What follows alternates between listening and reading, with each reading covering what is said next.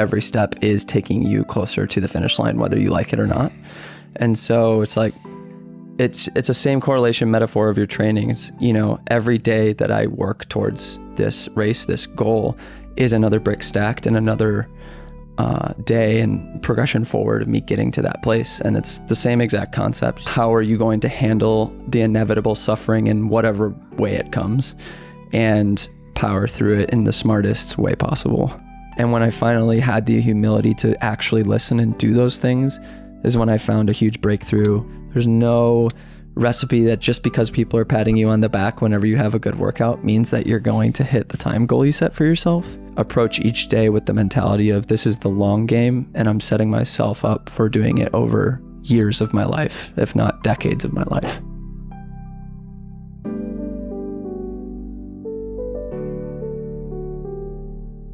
In this episode of the Extra Mile Show, I'm joined by Eric Floberg, a father of 4 from Chicago, who improved from a 3:59 all the way to a 2:33 in the marathon. We discuss his remarkable running progress, his approach to race day mindset, and also advice that he has for different athletes looking to implement strength training into their running routine. Before we dive in, let me tell you about something that's been a game changer for both my wife and I. From time to time, I come across athletes who have low energy, they might have unexplainable injuries, or just feel something is off. When I recommend them doing a blood test, they might uncover that they have low vitamin D levels, low iron levels, or something might be off with their thyroid. These are just a few examples. There are a few different ways that you can get your blood and hormone levels tested. You can either go through your doctor, or you can use Function Health, which takes a much deeper dive. Unlike standard checkups that typically measure just 19 biomarkers, Function gives you access to over 100 advanced tests covering everything: heart, hormones, thyroid, nutrients, and more. My biological age is 8 years younger than my calendar age, so that was also nice to see. The process is comprehensive with 25 tubes plus urine samples, but it's incredibly easy with 2,000 plus testing locations nationwide. If you want to try Function, go to functionhealth.com/Floris. Function currently has a wait list, but they're offering my listeners a way to skip it. Just $499 a year for a full year of testing. Know what's happening inside. Test, don't guess. Go to functionhealth.com/Floris. That is FLORIS. See also the link in my description. Hope you enjoy my conversation with Eric Floberg. Eric, first of all, I want to start out by saying you're an absolute beast, my friend. I've been following your running journey for a while now, and I'm absolutely impressed by all the running progress you have made there. So well done there, first of all. Thanks, Floris. Appreciate it. It's a core memory of you screaming at me at mile 25 in the 2023 Chicago Marathon. Saw a handful of other people, and then Floris Gierman, who just screamed at the top of his lungs at me in the last mile, was so encouraging. And it was at this point in this last stretch of the 5K where I was looking at... That was special, seeing you fly by. I rewatch my vlog, and that's one of my favorite parts, where you're just screaming at your absolute highest register. That was so awesome.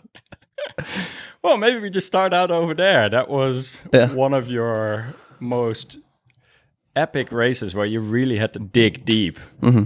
And I was indeed standing there at mile 25, and I saw you coming up from the distance. What was going through your mind at that point in the race? Well, yeah, I knew that training block. I was coming off of a spring where I ran 2:48, and that was the first time dipping pretty well below the 3-hour mark. And so this one, it was a new echelon of racing where I was, really aiming to potentially take another 10 minutes off my time.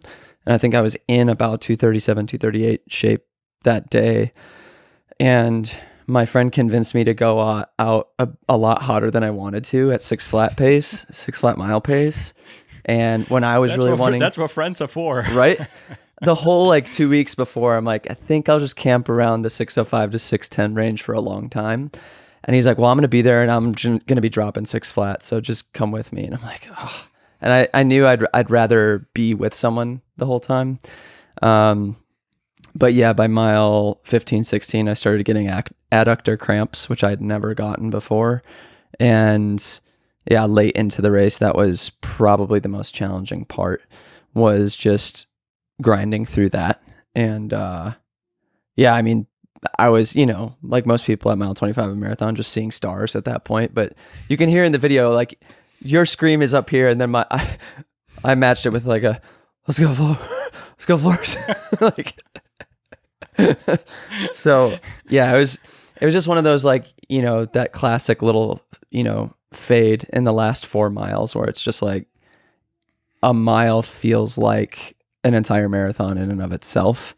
And you just have to keep repeating those horrifically long miles. But we got it done and dipped under 240 for a 239. It was a really special day. That was one of the most exciting races I ever witnessed, to see the world record being broken. Yep. And then seeing Sifan Hassan flying by, winning that race too. And then you following just right after that. Yeah, that was a special weekend for sure. So yeah, there were definitely more important stories.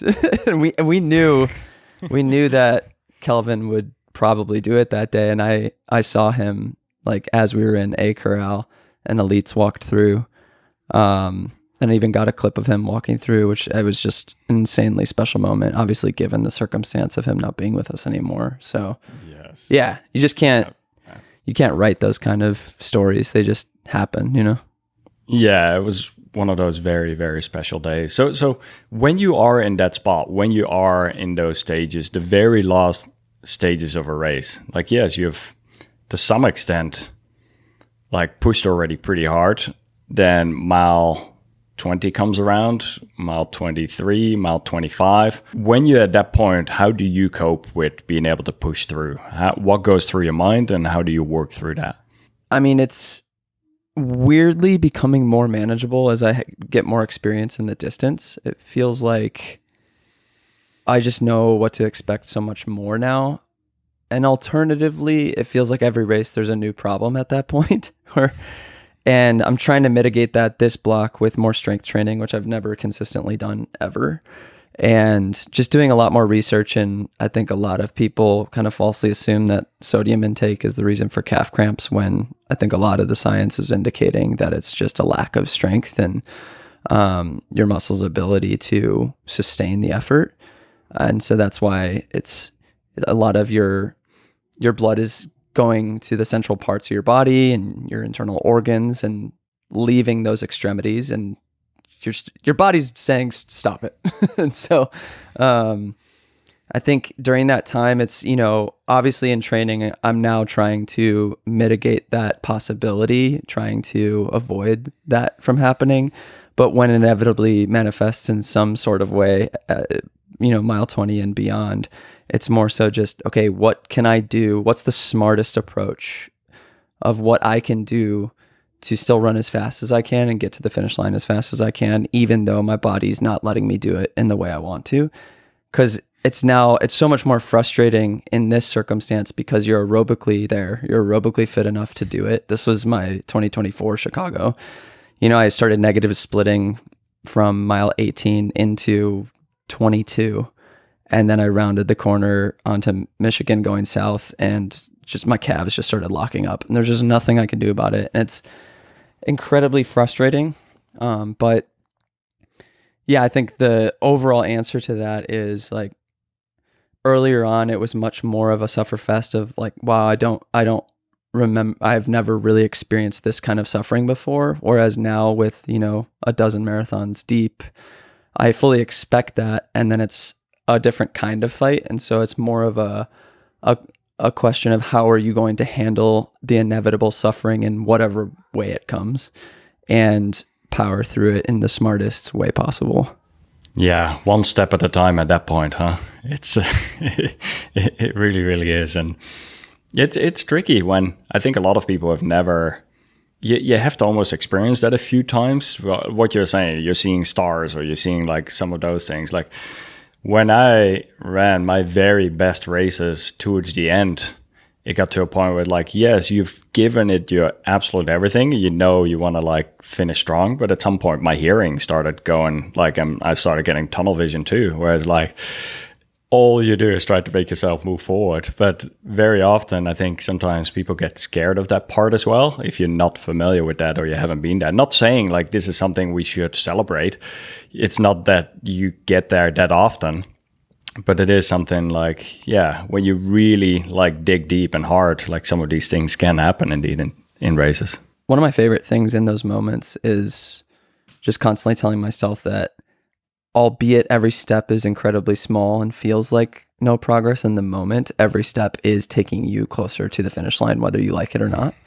And so it's like, it's the same correlation metaphor of your training. It's, every day that I work towards this race, this goal, is another brick stacked and another day and progression forward of me getting to that place. And it's the same exact concept. It's like, I don't care how distant it feels, because especially when you're really bonking and maybe you're walking or something of that sort, you have to recognize, like, in those moments it feels so far away, because it is. Like, if you're talking 5 miles on foot walking, like that's a long distance to cover. But yeah, then motivating yourself to be like, well, if I'm capable of moving my body a little bit quicker, this is going to be over a little bit quicker, and every single trudging step through this process will get me there faster. And yeah, just such a mind game, but it's so cruel and wonderful, the marathon distance, because it's just that perfect amount that puts you on that edge most of the time. Totally. And even when that happens, right? Even when you're about to hit the wall, you're so close to like that edge, and you think all hope is lost, or like, I'm gonna have to walk the next 5 or 6 miles in. You might be surprised what sometimes one gel or one shot of caffeine or something can do, that you get a second wind again or a third wind, and you start feeling alive, and it can change the corner rather quickly again. And I think sometimes those stages are even more special at that moment, when you get that second wind again. So for those listening who are not familiar with all of Eric's work, you have not one successful but 2 successful YouTube channels, which is like, to pull that off the right way, and then being able to still run 70 to 80 miles a week and have 4 children at home that you're very actively involved in. That requires a lot of dedication, commitment, early morning runs, late evening runs. Tell me a little bit more about how you structure your day, how you're able to make all of this happen. Yeah, I'm not a type A person. I think a lot of people might be under the impression that I am. I'm actually a pretty chaotic minded person. Like Cyrus, my employee, will be the first to tell you, most of the time we don't know what we're going to tackle until the day comes, because we have so many stoves, so many pots on the stove. But with that, there are a lot of consistencies that remain within each of my days in a week. And it really depends day to day, based off of what the family is doing that day. Even circumstances like winter in Chicago right now, a huge snow day today.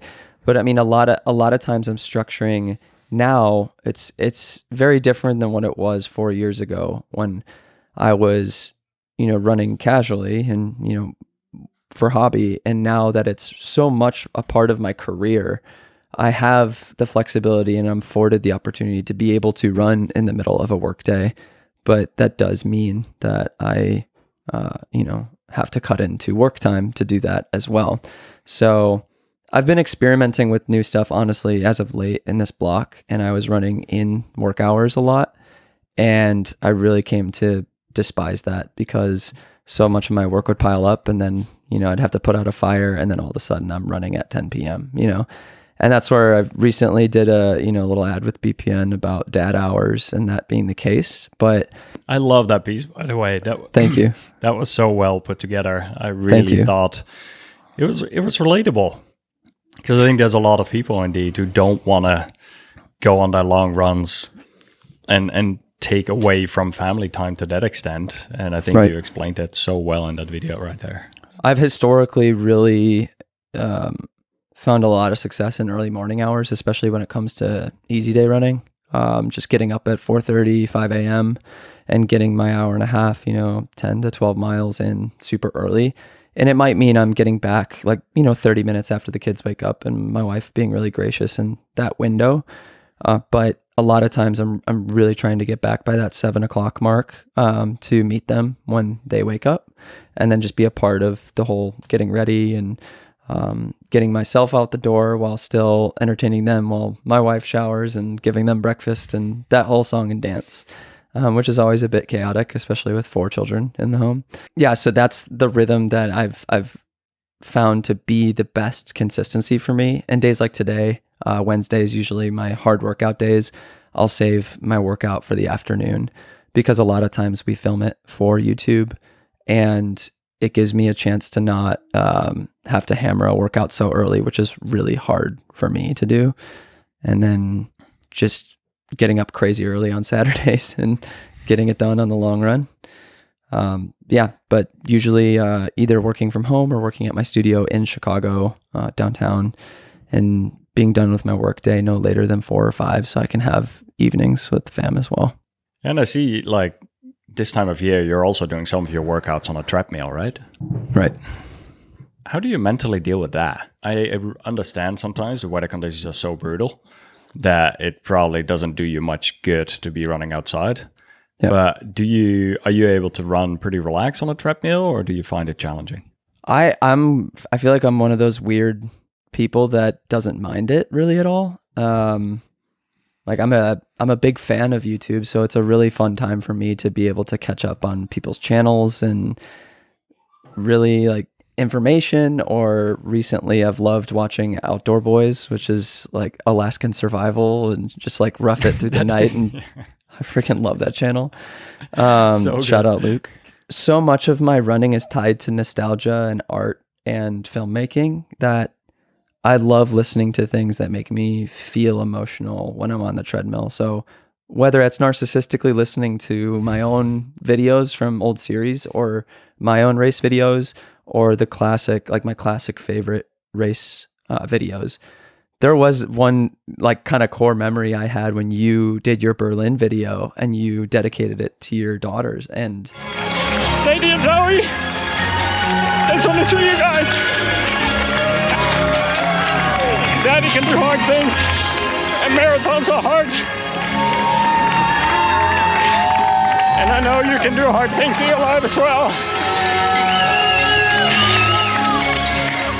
I was quite literally crying on the treadmill listening to it. Like those kinds of experiences, I hunt for them when I'm there in that place so that my mind kind of goes to a different place and I feel motivated in a completely different way. And even outside, I'll listen to that kind of stuff while I'm out running, you know, on my trail or through my neighborhood. I really like the treadmill when it comes to workouts. I really love the consistency and pacing that it gives. Whereas if I go to the track alone, that is actually far more daunting to me to have to hit my own reps at a track without a pacer than to just clock it in on the treadmill, because there's a really nerdy component of it too. People are always asking me like, oh, well, do you have iFit and do you program it into your treadmill so you don't have to think about it? I'm like, no, I actually love crunching all the numbers in the moment and playing those numbers and being really dedicated to be like, okay, I'm running, like today I'm running K repeats, but my treadmill's on miles and I'm not going to try to switch it. And I know that I'm going to have to be counting 0.62 every single time I do a rep. And that's hard when you're going hard, but it really passes the time. So I love just all those little nuances of tricking myself into enjoying it in some way. It's so funny you're saying that, because I think every runner is different, right? Whereas for me, running on a treadmill is mentally very challenging. The time just goes exceptionally slow. Whereas I go on a running track and I can literally run in a flow state and I can just enjoy it, and no cars around, no distraction. I often run on the track in the dark on my own, sometimes with a headlamp, sometimes without. And it's just pure connection to nature or to self or to breathing or to anything like that. And that's so I think indeed finding what works for you over there, and yeah, that's a big one. Yep. I think the other thing for me is also being occasionally, I do most of my runs solo, but then occasionally just running with other friends. And then you're going on a long run, relative low intensity, and you're just chatting away and you don't even realize you just ran 10, 12 miles and you're just catching up with a friend type of thing. Yeah, it's been the best recently. I've been teaming up with friends in the Chicago scene every Saturday to get a long run in. And I love that component too, because I'm a really relational person. I really care about people's lives outside of running as well. So it's really cool to be able to dig deeper and chat about really meaningful things, because I think especially as, stereotypically kind of just being a guy, like you don't really have times where with your bros, you like carve out time to do that. And so I think you can build really deep and lasting connections with people because it forces your hand into getting to know them in that way, whereas you might not otherwise. And yeah, it's something insanely special about the sport as well. Like I would never know Clark's situation about, his family or the nuances of his childhood without having those long runs. Really special. And even sometimes a workout together, like shared suffering. There's something special. When was it? About 6 months ago, I got a new ice bath, and I keep having people over at the house. And it's so fun to share. Like some people have never gone in the ice bath just to see like their first impressions. And then like also people who have done it a few times, just to shared suffering sometimes, or to share something challenging. It's very special there too. So you have improved significantly in your running times. Like I think your first marathon was 3:50, right? Is that correct? Yeah. Yep, right around 3:50. And then you brought it down to, what is it now? 2:33? 2:32? Yeah. 2:33 high. Yep. What advice would you give to your younger self? Like looking back at all of the different race improvements, all of the different things you've learned in training, what if you could give your younger version of yourself some advice, what would that be? I'd say there's two versions of my younger self that I'd want to talk to. First was that 350 to 4 hour range Eric, who didn't prepare at all for the marathon distance. And I just assumed that because of my athleticism, I could shock everyone into, believing that I was capable of doing it. And I was humbled, probably the most I've ever been humbled in those first two races.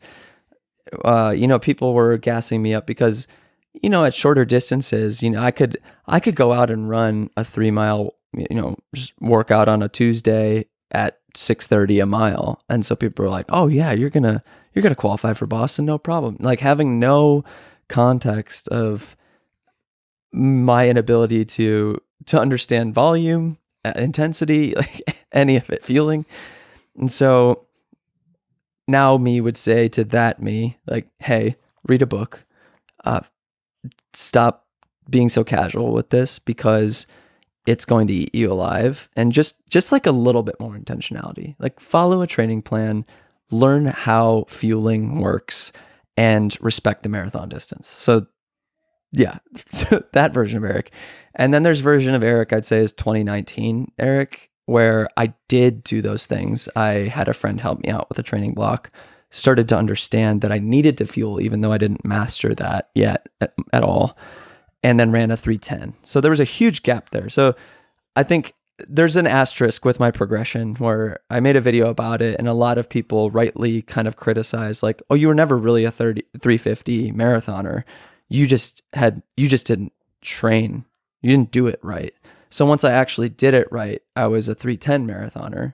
So there's that kind of disparity there where, in that block, I was doing at least 40 miles a week for, 12 weeks and intensity and long runs and all that stuff. But from that point on, I'd say from that Eric until the 2022 Eric was just failing on understanding how to fuel properly, to understand what glycogen is, to understand that I couldn't really supplement with anything other than a gel or liquid. I did the craziest things. Like I ate RX bars in a race. I ate Honey Stinger Chews and like 5 of them, like just not even close to the amount of calories, just because gels always made me nauseous.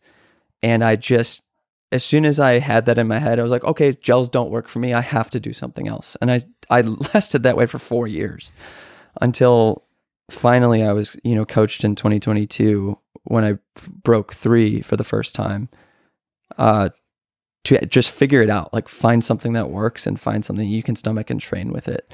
So that phase, the progression was really slow. It was, 310 down to 257 over the course of 4 years, but it was a slow understanding and humbling experience of realizing you can't last at this distance. You will be depleted by wall zone by mile 20.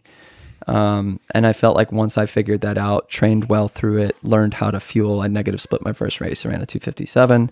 And then from there, it just kept snowballing super hard. What are the next steps from there? And I love that breakdown between the two, actually, the first version and the second version. And I think that's spot on. I think that so many people underestimate the marathon distance. They get their ass handed to them a few times, and then they realize, all right, you got to respect this distance. I hear a lot of people right away, like, I want to run a marathon and I want to qualify for Boston. I want to run this and I want to, like, whereas, like, just get to the finish line healthy, alive, and well, and like just get to experience what mile 20 or 32K in a marathon feels like. Good luck. And so there's that part. But then once you broke the 3 hours, you were still able to continuously shave off time and bring that down further. And you also started working with Jeff Cunningham, your coach.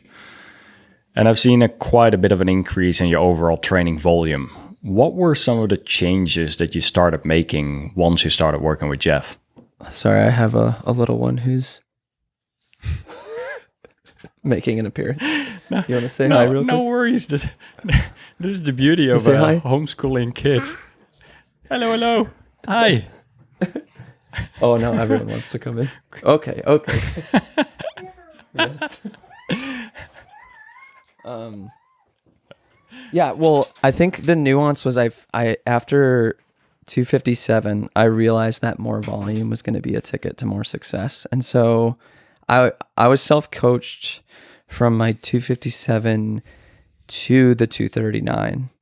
And I realized I probably got too aggressive when I ran 248 that next spring. I mean, there was a lot of, it worked obviously, but I really dove into Fitzinger's advanced marathoning and kind of used that as my running Bible and did the more advanced tier of peaking out at 87 miles on 1 week.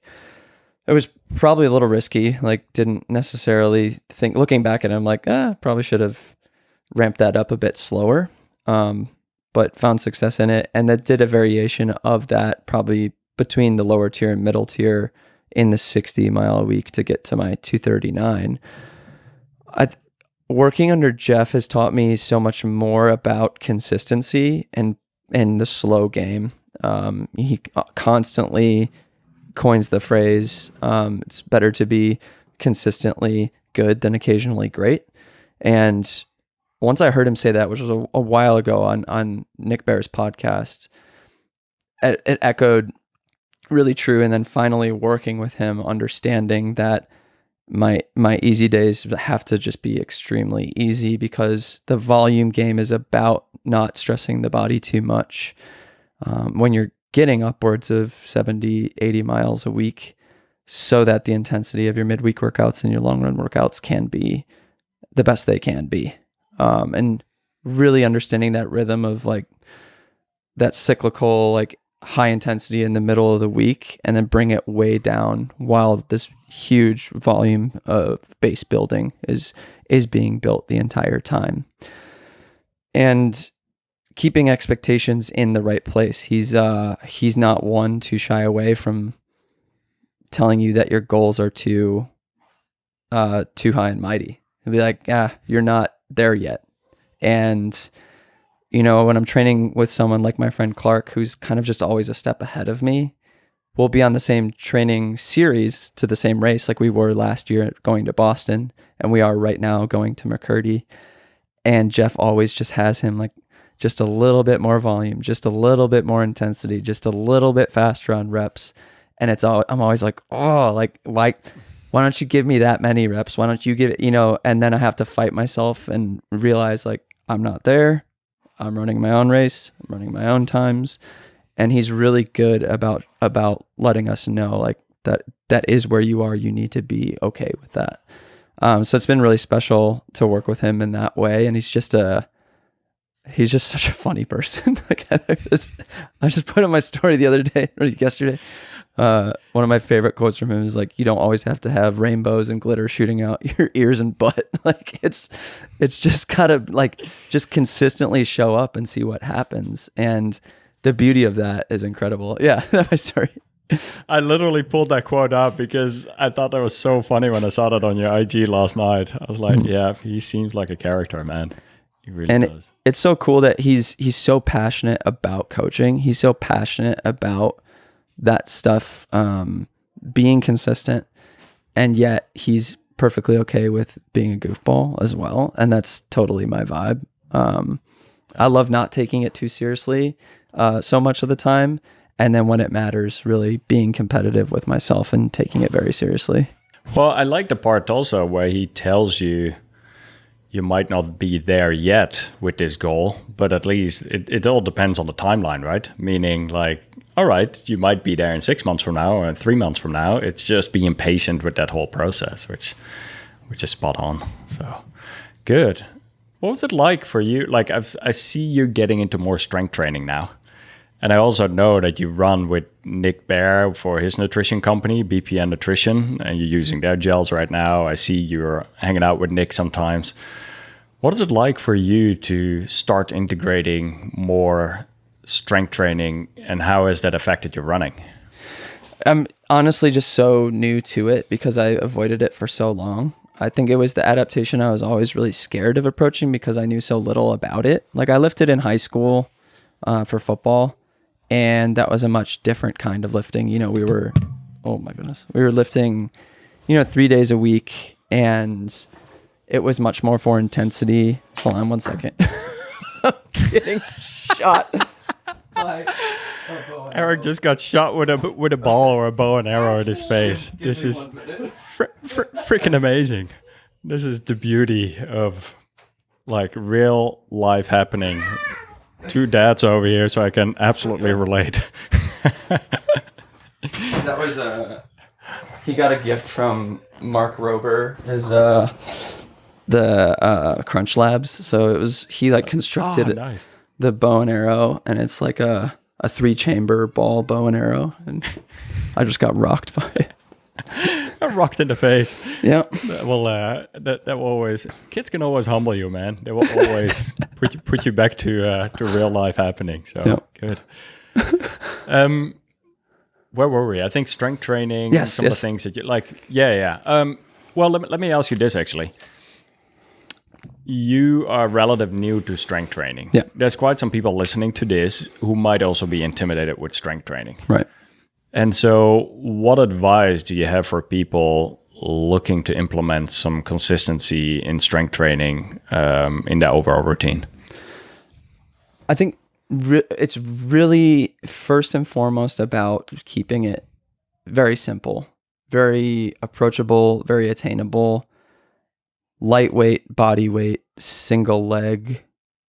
Just we're not deadlifting 500 pounds here. Like that's not the intimidation you need to have. You don't need to be thinking that you need to put up 225 on bench and be a monster. And that gap between my teammates on the BPN team who are like that hybrid type, they're doing all that. And so if I find myself in a scenario where I'm at athlete week and we're all at a gym, I'm like, I don't know what I'm doing. But what's great about people who are so experienced is they know enough to have enough humility if you approach them to do it in a way that's not going to be condescending. And so it's really about reaching out to those people. Funny enough, Cyrus, my employee, is literally doing a bodybuilding build right now and doing a show in June, and is a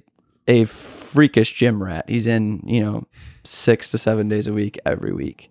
So he really helped me structure my plan for this series, not allowing for it to be overwhelming for me with peaking out at a max of 3 days a week, which I've really only been hitting 2, and keeping it really consistent, the same 5 to 6 workouts 2 days a week, where for me it's just it's very similar to when you first start running. Do what's attainable for you. If you need to run 3 days a week and have 4 rest days and cross train and stuff, that's totally okay.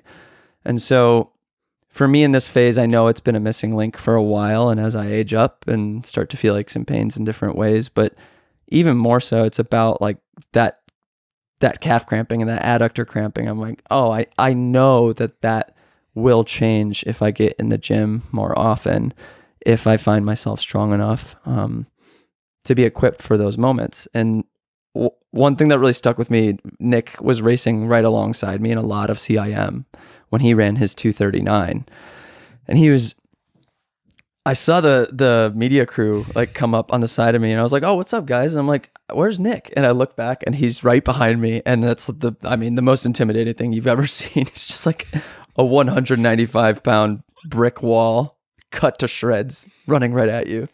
And I'm like, "How do you feel?" And all he said was, "I feel strong." And I'm like, "Well, you look strong." He's a beast, man. Gee, he's definitely fast, and he keeps improving as well, even at that size that he is at. So yeah, he's insane. But it just stuck with me because I don't know if I would have ever described any of my feelings ever in a marathon race as I feel strong.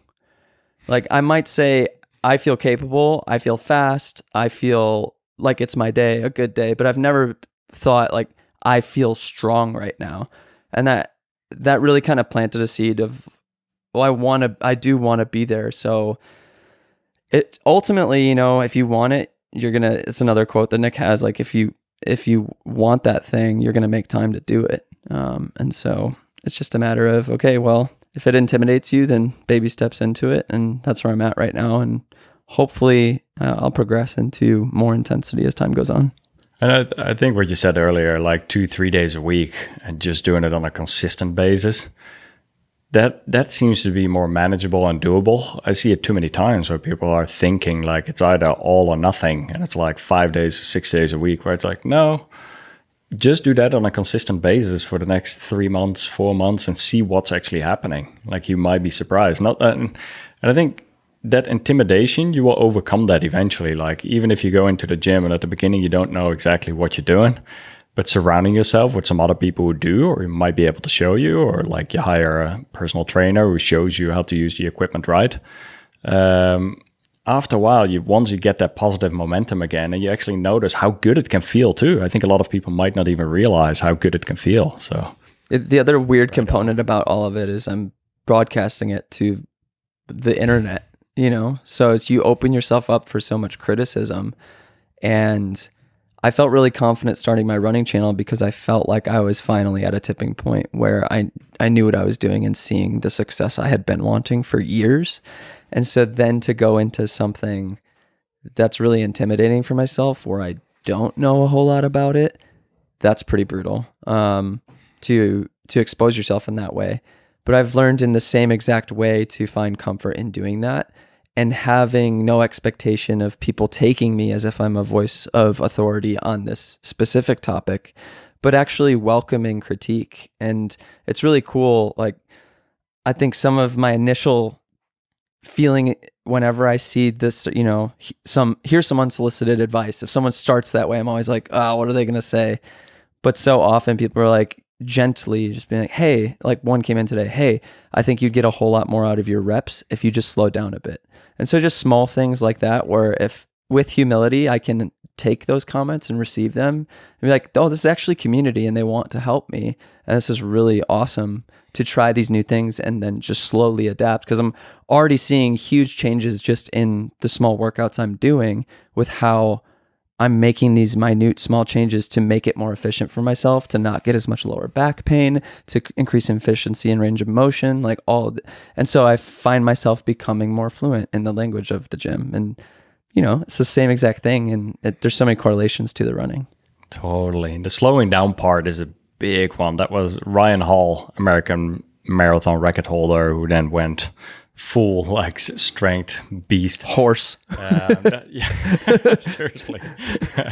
he said a similar thing where he's like, yeah, if you want to improve your strength training, just slow it down and really like be intentional about it. There's too many people just rushing through it and just counting reps versus like actually do it with intention. And sometimes you may need many less reps to get the same kind of effect or workout. Yeah. So. Earlier, you were talking about running quite a bit of your runs with Jeff at a very low intensity. how do you determine intensity? I think you're running with a heart rate monitor, correct? Yep. Yeah. How do you go about it? Yeah. So I think I can't remember the exact context, but I think it was the same podcast conversation he had with Nick, where he talked about consistently good over occasionally great. I forgot what he was referencing, but the phrase of keeping something as your guide but not your governor is really what I look at heart rate as for myself. And I care more about easy days feeling easy. And this is what I coach for the athletes that are in our coaching group, is we prescribe easy days as well, but we never indicate if an easy day is a recovery day or a zone 1 versus zone 2, but rather what is easy for you that day, because I think there is so much nuance relative to all the variables that happen in your week. If you had to move your workout day to another day, and then all of a sudden what was supposed to be your recovery easy is supposed to be your zone 2 easy, you have to figure that out as an athlete on your own. And that's a very personal thing. So last spring, when I was building for Boston, I was in a phase where my body just felt great. Like I was every day, I didn't have any aches and pains. The weather was great throughout all last winter. It was never, there's a few times where it was frigid, but not often that it was frigid. So I'm typically running in 30-degree weather, 40-degree weather, and easy for me was 7:15 pace that whole block. I look back and I'm like, maybe I could have benefited from slowing down and even recovering more. But at the intensity that I'm at now, with the volume that I'm doing, the strength and conditioning that I'm doing, the paces that I'm doing in my workouts, and aging up, like all those factors, I know it's perfectly fine to be rolling at 8:30 mile pace on my easy days and just being comfortable with that, because there's no extra stimulus happening with going any faster during that time. As I said, that foundational building piece of volume aerobically helping me in those moments. Sure, it takes more time and that can be frustrating, but really that's the only caveat that is difficult about the difference. And what I'm doing there is then allowing me to, like, yesterday was a perfect example for me. I had 12 easy in the morning and I felt like death. Like the worst, the worst I have felt. Dark. It looks the worst I have felt this block. It was snowing. It was pitch black. I was in the pain cave, and it's so hard in those moments because you're thinking, how the heck am I going to go into tomorrow and do a workout if I'm feeling like this on my easy day? And so I just 1 mile at a time, take it easy, super easy, if that means slowing down, which I did, got through it. Still felt like crap the next few hours, but I got to the evening yesterday and I'm like, how do I feel fresh right now? Like, I don't, I intentionally the day before took a salt bath and had the compression boots and was really like, let's really try to recover.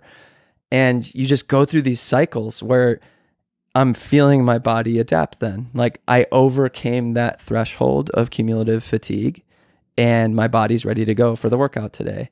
But if I had just given up in the middle of that 12 easy, I wouldn't have got the volume I needed. I may not have felt as fresh as I did last night. I don't know.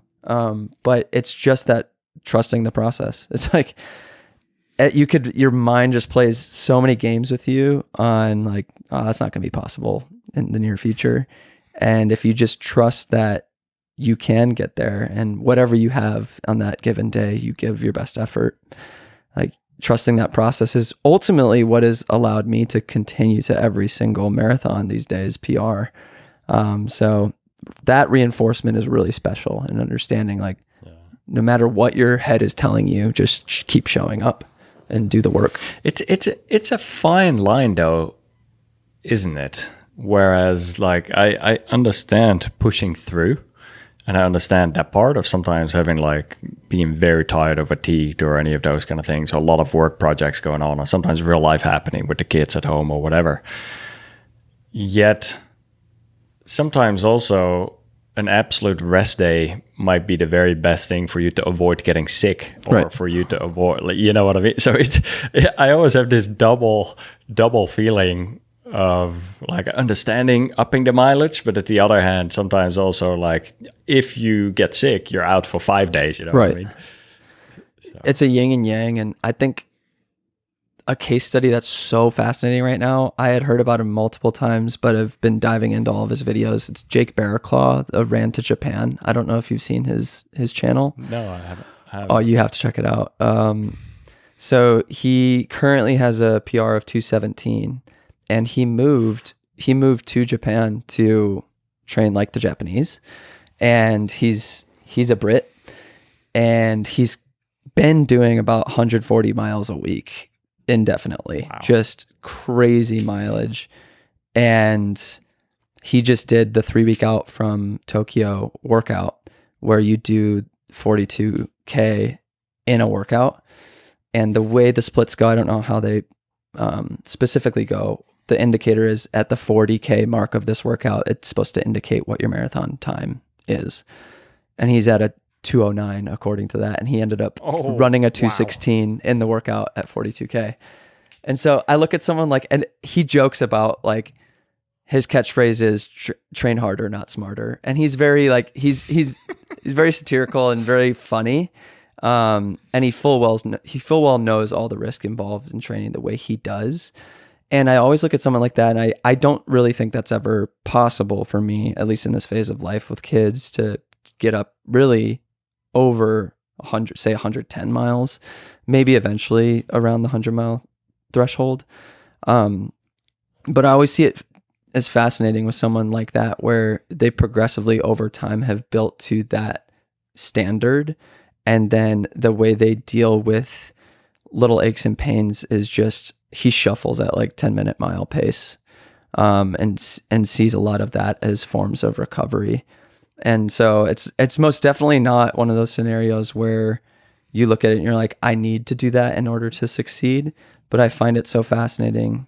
And then there's someone like, I forget his last name, Brady. He just ran, Brady Homer, I believe his name is, just ran a 226 in Indy and had a massive breakthrough with a former PR of, I think, 238. And he trains like 40 to 50 miles a week and cross trains 2 to 3 times. And he really only runs 3 to 4 days a week. So yeah, it's just so fascinating, but both are insanely intentional. So ultimately you have to figure out what works for you. For me specifically, I thrive in the consistency of not missing as much as I can. And then I know enough these days where if I need to take a rest day, I will take a rest day. And it pains me emotionally to do so. But I will. Like, I got massively sick with the flu, a month and a half ago, and took an entire week off, and it killed me to have to do that because I had a challenge for myself to get on 3,000 miles for the year. But, it was like, do I risk this for the next block? And the answer was no, Let's transition for a minute about you getting into running coaching. How was, like, first of all, what made you decide to want to start coaching people in running, and like what are some of the things that you've learned throughout that process? Because that's been on the other side of the table, which is really exciting as well. Yeah, so I haven't really shared too much about it in the public facing sense, and that'll change this year because I didn't really want to be like, oh, I'm a coach now, check it out, when, we only have a few months of experience already with the group that we had. The reason I felt confident enough to do so is because I've had a solid 7 years of learning through a whole lot of trial and error and finding a lot of success in what consistencies provide success in the sport. So that, in combination with my teaching background, I have a bachelor's in special education. So I was in a formal classroom throughout all of college and 3 years of my professional career as a young adult. And also the compilation of, I did a lot of teaching on the photography and filmmaking side of the internet on my other channel as well, and coaching and workshops. And so I feel very comfortable being in sort of that leadership position. But ultimately, what I realized was in my own training, I didn't really find a breakthrough until I started having enough humility to trust on the knowledge and expertise of other people. And it wasn't that the first coach I worked with was some crazy elite person, but he understood the very simple building blocks of volume and intensity the right way and fueling the right way. And there's always this, I've come across, like, you know, having so many friends in the creative world and attempting YouTube, and a lot of the, imposter syndrome and people feeling like they're not capable of stepping into that kind of leadership position. But I don't know who told me once upon a time, was like, if you have if you have enough confidence in understanding that you have the answers that some people need, and you are maybe a step or two ahead of them or a year or two ahead of them, there's nothing that should be holding you back from allowing them to take the risk on you and see if it works, you know? And so, Hold on, I like that. That's a really good thought process around it. Because, you know, sure, someone could be an expert. That's just, you know, they're 10 steps ahead of everybody else. And if I want to be 10 steps ahead of the athletes I eventually coach 10 years from now, I will have to take those first few baby steps as well. And however that looks for whoever it is what it is. And there's different ways that I've kind of, how's the best way to put it? Hedged my bets against that, in that my coaching group has an open door policy. It's like, if this is not working for you for any reason, you can just drop. It's totally fine. And just making people feel comfortable, like, more than anything, yes, this is going to be a place that's going to teach you discipline and how to actually train the, you know, relatively correct way, but it's going to be a place that's going to motivate you in a way that you haven't felt before, because there's this massively dedicated group of people that are constantly pushing you forward.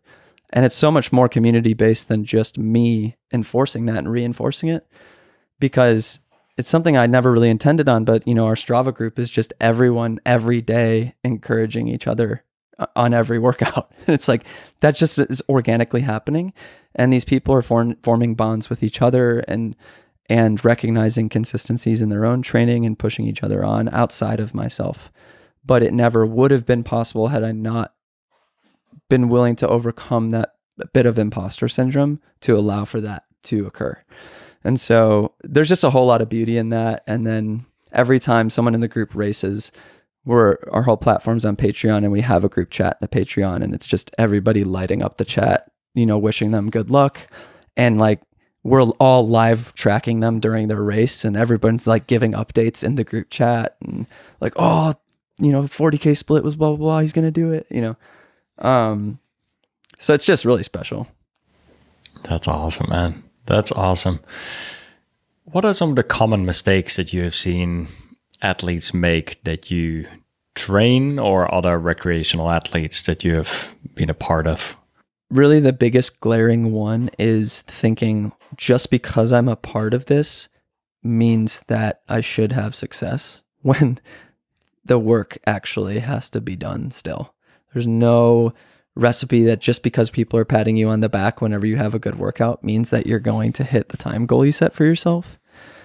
And so, yeah, the difficult side of that as well is, and I have been saying it in the group a lot recently, is like, I don't like being bad cop, but I have to be bad cop sometimes, because I'm here to hold you accountable to the goals you're setting for yourself. I can't force you to do these things, but you're investing your time and money into this, and I want you to see the benefit you desire out of it as well. So that makes me have to be the bad cop sometimes. And so to answer your earlier question, I think that's a huge learning curve for me with the coaching, is getting out of my comfort zone sometimes and having to step in and be like, hey, you got to do the work, you know, let's do this together. And more than even just saying it is, multiple people in the group have said it, that I'm modeling it as well, and constantly modeling it with my own training, and saying like, there's no excuses here. Like, look at what I'm doing. You can do it as well. Let's do it together. Yeah. Recently, there was a podcast guest, Andy Wheatcroft, and he spoke about something in very similar terms, where he said, have an honest look at all of the different things you're doing. And is it really that you're putting in the miles? Are you really going to bed in time? Are you like just looking at every stone, and are you really putting in the effort there? And sometimes we just let ourselves off too easy there too, or we think we're putting in the work, but we're actually not. Maybe the running component, but maybe some of these other things are slacking. So what role does failure play in your growth as a runner? I'm very curious to hear that, because you have definitely experienced sometimes putting out goals publicly, and sometimes those goals have been reached, sometimes those goals have not been reached. But like, what lessons have some of these toughest races or some of these failures actually taught you? I love that question. It is, I think, arguably the most important aspect of racing in the way we do is embracing it, is understanding that it is part of it. And I think a lot of people find themselves in the euphoric phase that I felt, and feeling like it's never going to end, where I went from, I wasn't satisfied with any of my times that were over 3 hours, even though I was decreasing my times during that time. You know, I went 3:10, 3:05, 3:03, 3:11 in there. And I was never satisfied with those, because that was failure in a different way. I always came off of those races sitting on my couch post-race feeling like I'm not giving enough of myself, and allowing that to fuel me into better practices moving forward. Just thinking like, I know I have the potential to get there. I felt really frustrated that I couldn't do it on my own willpower. And that was an incredibly humbling experience to then go, all right, I have to do the research. I have to lean on other people's understanding. I have to dig into the knowledge and wisdom of people who are ahead of me. And when I finally had the humility to actually listen and do those things, is when I found a huge breakthrough in getting to 257 and beyond from that point. But then to your point, you know, I went 257, 248, 239, and then I set the Boston goal at 235. And last year, Boston was a very hot day, and a lot of people didn't have their day. And I still felt like I had a great race, but I still didn't hit that time goal. I still didn't get under that 235. I ran a 238. And relative, it was a great race, and I PR'd by nearly a whole minute. But it was a new kind of failure, and one that I experienced again in Chicago this past fall, where I set it at 232 and I ran a 233. And I'm just now riding that edge where my new goal is a 230 or below a 230, and who knows? But in those, I kept saying in those races that I'm probably going to be pretty upset if I don't hit this time goal, because previously I was able to set the goal, do the work, make the time, celebrate. And what I was able to post online was a big celebration, and it's reinforced by a lot of pats on the back. And I'm not going to lie, like, that's a very euphoric feeling to feel that, to put that out into the world and have a whole lot of people congratulate you in doing so. And there's a very real component of not meeting that and then reading stuff that's said online about you, or, you know, you're falling off, or you're not as committed, or whatever, you know, and you can allow that to really mess you up emotionally and psychologically. And that's a very real thing that I deal with, or anyone deals with who makes their goals so public. But it was a whole year last year of me understanding that I need to tune out that stuff, that I've put limits on myself of not reading certain forums, of not engaging with trolls, and really understanding that I felt like I was going to be so upset if I didn't make these times. And I found myself both in Boston and Chicago at the finish line feeling the same kind of euphoria, because I did still PR and I ran as hard as I possibly could given the circumstances I was dealt that day. And you just can't be upset with that. It's like, I gave it everything. I didn't walk off the course. I put in all of the work. How can I be upset with myself? And so it's another like beautiful story in that, sure, the time wasn't made, but I did what I could to try to get to that point. And it was really close. And that's okay that I didn't make it. And that doesn't change the fact that I'm going to keep trying to progress and keep setting really hard goals that I might not get. But if I keep aiming in that little bit of distance that I'm not capable of hitting necessarily, I'm still, it's the whole concept of shoot for the moon, land in the stars, like that. I have it at 2:30, but if I run a 2:31, I can't be mad. That's another 2 minutes off my PR. Like, if we're chasing times, that's great. So. And you learn so much in the process. Yeah. Once again, that's the thing. Like, much respect to you being able to put your, like, you have a following. Like, people are looking at what you're doing, and you publicly putting it out there. It does put another layer of pressure on there to some extent. Like, I've literally before most of my races or adventures have not publicly really stated what I had something in my mind. Even before I ran my first 100-miler, I didn't even tell anyone. Like, the only person I knew was my running coach, and the week before I told my wife if she could watch the kids the next week someday because I was going to run. Yeah. Like, I didn't want anyone to talk me out of it. So it's a complete opposite, but I have much respect for you being able to put that out there. And like, I think it does help probably from a motivation standpoint to some extent as well, of like, okay, I said this is what I'm going to do publicly, and now I do want to find a way to do everything I can to make that happen. So, yeah, I feel like I got really lost in the sauce in it last fall. I previously hadn't let it get to me, and I think it really showed in a lot of the videos I was making. It felt like I was trying to act a different way or be a different way. And this year I've really committed to, especially in this series that we've started for McCurdy, is just unabashedly just be myself and what I love and what I love to make, even on an artistic front. I've been hard on myself and thinking I'm, too emotional or too cringy or too this, that, the other. And it's been really freeing just allowing myself to even artistically express myself in that way, because I see it from people who are responding to it, that it's so relatable to them. Because ultimately what I'm trying to convey in these videos that I make is the feeling of what it feels like to train and race these events. And if you're anything like me, as I mentioned earlier, experiencing these thoughts and feelings on these training runs where I find myself moved to tears and these emotions I never feel on a day-to-day basis, especially on race day, especially in a dark, difficult workout. If I'm listening to a song or listening to a video that's like a core memory for myself and my journey of my training, if I can elicit those feelings and emotions for other people and give them that fuel as well, I know how powerful that is for me. And so I'm just trying to give back in that way. Yeah, and please keep doing what you're doing, man. Seriously, like, I see the emotional component in it, and you being your true authentic self. And it's not easy to put videos like that out there. I think the videos where you're most like almost afraid of uploading it are typically the ones that resonate most. Like what you were saying earlier, the Berlin Marathon video, where right. I'm almost breaking down with a message to my family. Mm-hmm.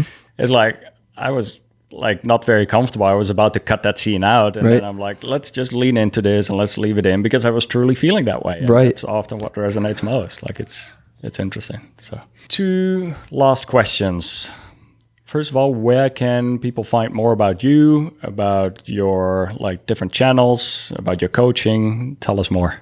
Yeah. 2 YouTube channels, just my name. My main photo video one is just Eric Floberg. And then the running channel is Floberg Runs.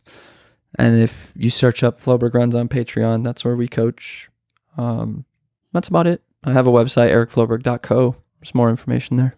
And as much as I love your overall running YouTube channel, seeing some of the content on your main YouTube channel that's been going on for a longer period of time, including some of the recent films you have made, absolutely incredible. And I will make sure to link to both of those. So keep making more videos on that channel as well. Thanks. I have to pause because I just got a hand delivery of my Path projects. We're gonna plug you for a second here.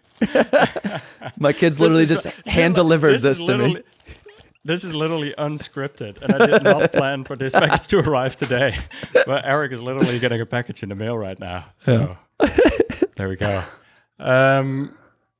There's quite a few people listening here that are recreational athletes looking to improve. They're either like, do you have any advice for athletes looking to become a stronger, healthier, happier runner? Any thoughts you would like to share in closing here? I've been trying to practice not answering things too quickly and to really soak things in, because like ultimately there's so much nuance in everyone's lives that